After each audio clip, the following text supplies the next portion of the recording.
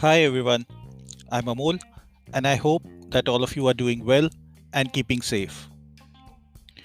Taking our discussion on rules of construction ahead, in this episode on Lex Prudence podcast, we will discuss the rule of purposive construction of statutes.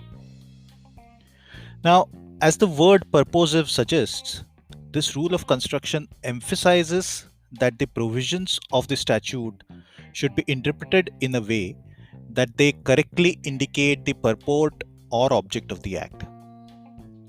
Friends, while examining the rule of strict or literal construction, we saw that the courts, while interpreting the statutes, do not need to go beyond the literal meaning of the provisions if it indicates one literal meaning and if there is no ambiguity.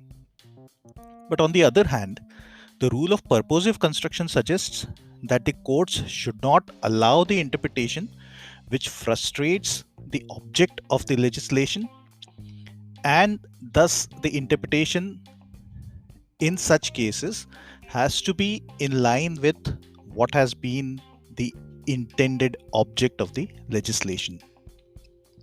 Let us quickly try and understand this concept better with an example of a citation. In the matter of Sunil Kumar Rana versus State of Haryana, 2003 to SCC 628, the Honorable Supreme Court had an interesting issue at hand. With the intent of promoting family planning, Section 13A of the Haryana Municipal Act 1973 was amended by the Haryana Act 3 of 1994, introducing a disqualification on membership of a municipality for those candidates who have more than 2 living children. The proviso of the sections 13A read as follows, and please listen carefully.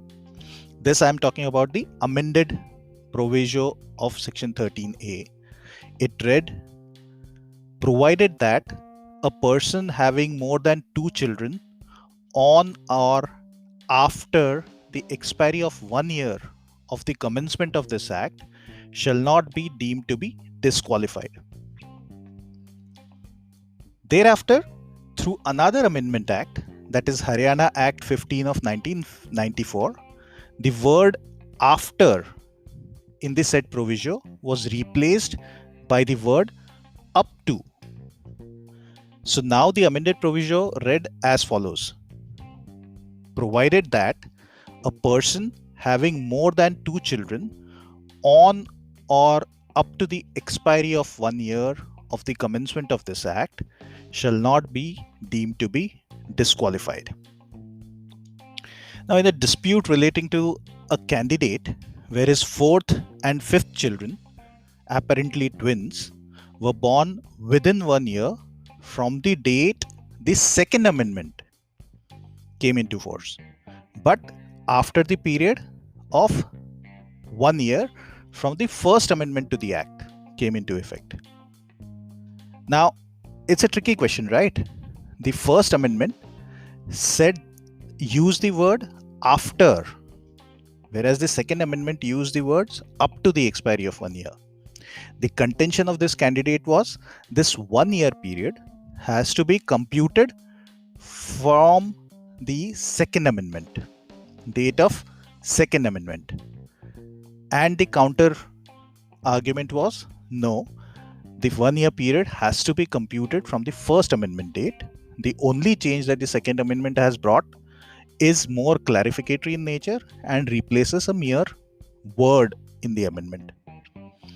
Now, while deciding this issue, the Supreme Court held that, and I quote, the legislative intent thus to compute the period of 1 year from the commencement of this act, meaning thereby Haryana Act 3 of 1994, is equally explicit and clear. There is therefore no rhyme or justification in the claim on behalf of the appellant that the 1 year period has to be calculated from the date of coming into force of Haryana Act 15 of 1994, which merely substituted the word after by the word up to. The result of substitution, as we could see, was to read the provision as amended by the word ordered to be substituted. The Supreme Court thus used the rule of purposive construction, and it further stated that, and I again quote, the modification of the provisions as carried out by the substitution ordered when found to be needed and necessitated to implement effectively the legislation's intention and to prevent social mischief against which the provision is directed, a purposive construction is a must and the only inevitable solution. The purposive rule of construction is also sometimes used to interpret penal provisions to ensure that the mischief is suppressed and remedy is advanced by interpreting the provisions in accordance with the objects of the statute. So friends, you have seen that how the court actually tried to interpret both the amendments and interpret the period of 1 year, keeping the object of such amendment in mind rather than going by mere words. So friends, have you come across any cases where the rule of purposive construction may have been applied by the courts while interpreting a provision of a statute? Do share it with me if you have come across any precedents. I hope that today's discussion would urge you to do some research around the subject of purposive construction. Feel free to connect with me to discuss this subject, and I'm sure we'll have a mutually enriching experience.